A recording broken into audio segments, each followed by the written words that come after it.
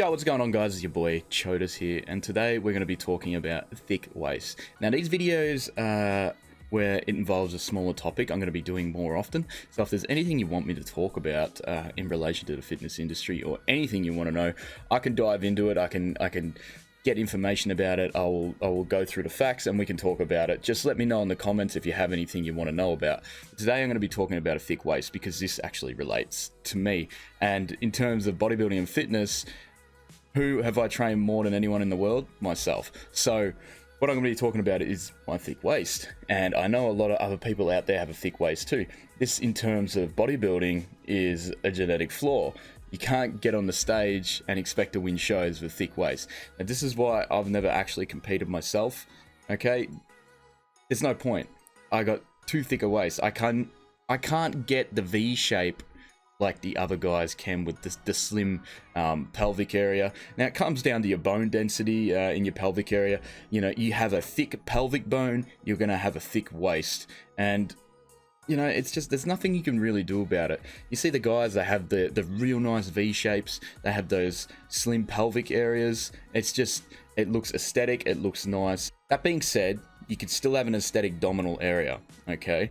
The problem is that when you do have an aesthetic abdominal area with thick waist, it can look really blocky. So it's difficult because you're trying to find this balance between having an aesthetic abdominal area as well as not being too blocky where it puts a dampener on the rest of your physique.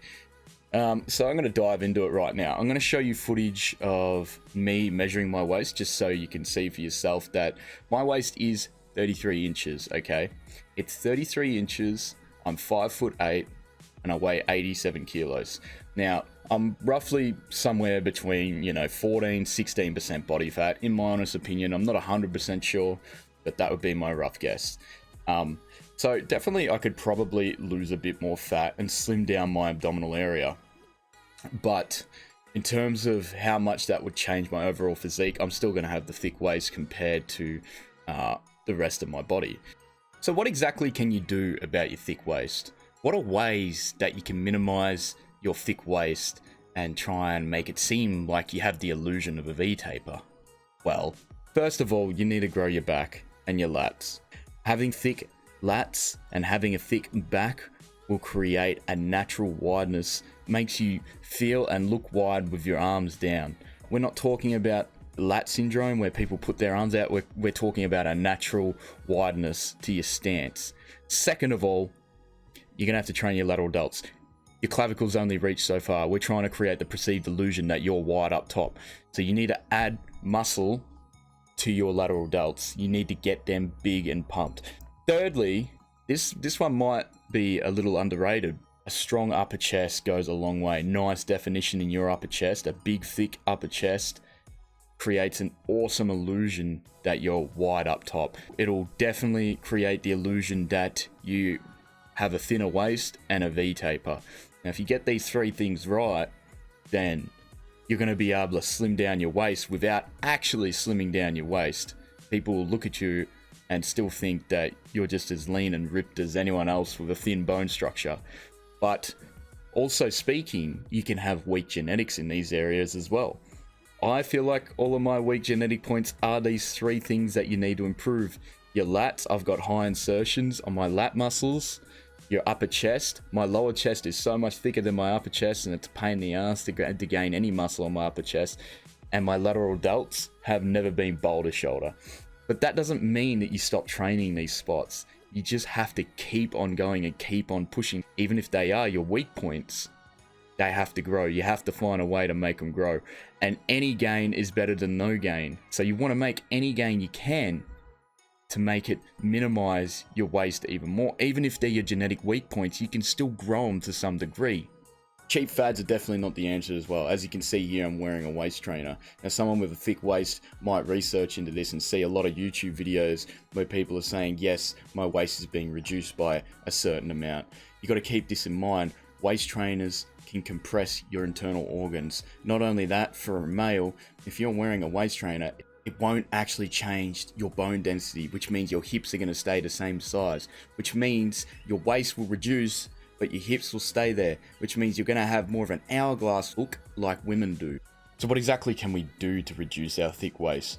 Well, as you know, it's a never-ending battle to create a V-tapered illusion on your body. One exercise I'd have to recommend is doing pull-ups. Now, pull-ups are amazing at recruiting a whole bunch of muscles in your back. Not only that, it elicits amazing muscle activation in your lats. Now, you should aim to at least do a few reps of pull-ups just with body weight, but then progressively overload by adding weight to your pull-ups, which will then promote strength gains in your back, which will then hopefully promote growth within your back. Also find the seated cable row to be a fantastic exercise, recruits so many muscle groups within your back. There's also so many variations to a seated cable row, so you can train muscles in a different way. But not only that, I also rate the T-bar row too. Using a powerful movement to pull it off the ground is amazing as well. Now, I highly recommend doing some form of pressing. You can see here I'm doing a dumbbell shoulder press, but any sort of military press or a shoulder barbell press are really good exercises for not only your anterior delt, but your lateral delt as well. Now, I know these exercises are anterior delt dominated, but they still elicit a lot of muscle activation in your lateral delts.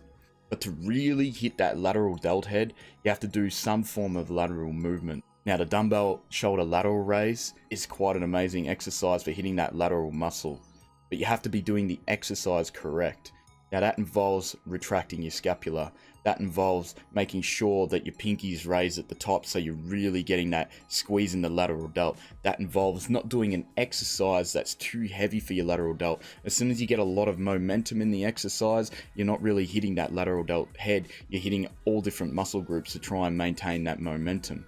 The same principles apply to the leaning cable lateral raise. Although I believe with this exercise you are getting a much better range of motion, which means you should be getting a better workout out of your lateral deltoid muscle. The best way to do this exercise is just get a nice lean and making sure you're trying to squeeze as hard as you can with your lateral delt, making sure you try to bring in that mind-muscle connection. And one of the most underrated things is your upper chest. Now, the upper chest can create an amazing illusion that your waist is much smaller and you do have a V-tapered look, just by having definition in your upper chest. Now, exercises such as the dumbbell incline press and barbell incline press are amazing for developing the muscles in your upper chest. So always keep that in mind and train your upper chest. Last but not least, we've really got to talk about our core. Having a thick waist can be super tricky in how much you train your core.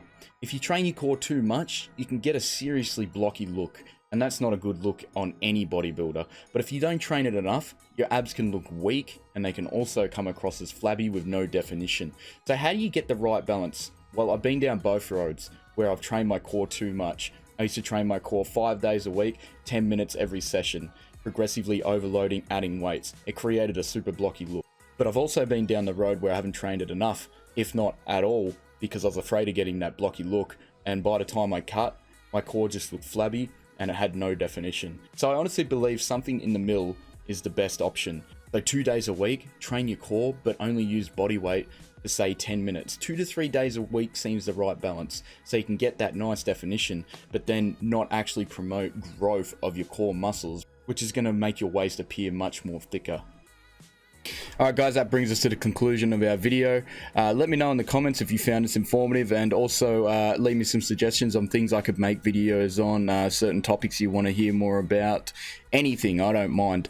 Also, don't forget to hit that subscribe button and notification button, because I will be smashing out a lot more videos in the near future. So thank you for joining me guys, and I'll see you in the next video.